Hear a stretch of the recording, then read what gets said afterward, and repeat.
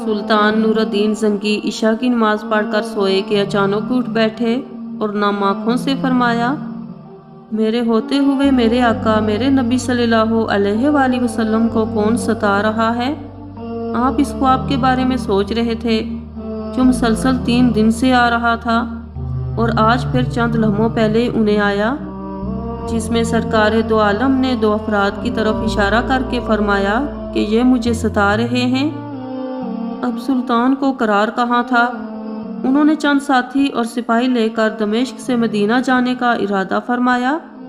उस वक्त दमिश्क से मदीने का रास्ता 20 से 25 दिन का था, मगर आपने बगैर आराम किए ये रास्ता 16 दिन में तय किया। मदीने पहुंचकर आपने मदीने के आने और जाने के तमाम रास्ते बंद करवाए और तमाम खास व आम को अपने साथ खाने पर बुलाया।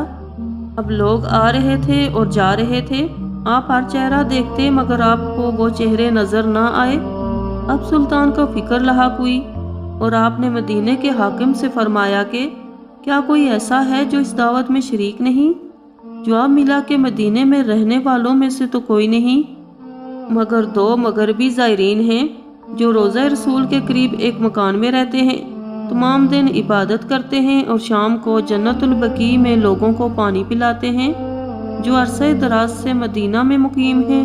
सुल्तान ने उनसे मिलने की ख्वाहिश ज़ाहिर की। दोनों ज़ायरीन बज़ाहिर बहुत इबादत गुजार लगते थे।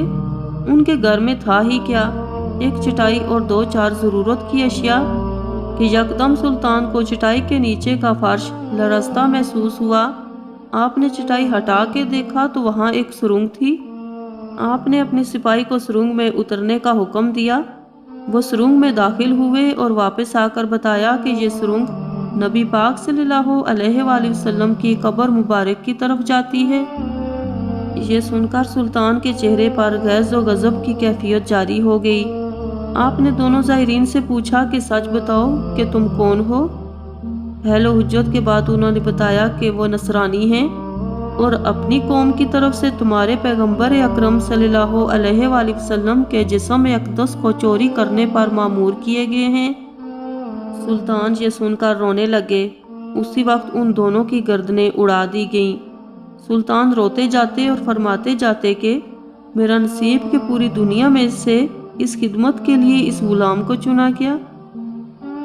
इस नापाक साजिश के बाद ज़रूरी था कि ऐसी तमाम साजिशों का हमेशा के लिए खात्मा किया जाए। सुल्तान ने मेहमार बुलाए और कब्र अक़दस के चारों तरफ खंदक खोदने का हुक्म दिया, यहाँ तक कि पानी निकल आया। सुल्तान के हुक्म से इस खंदक में पिघला हुआ शीशा भर दिया गया। आखिर में मेरी दुआ है कि अल्लाह ताला हम सब मुसलमानों को नबी करीम सल्लल्लाहु अलैहि वसल्लम की सच्ची मोहब्बत अता फरमाए। आमीन या रब्बल आलमीन।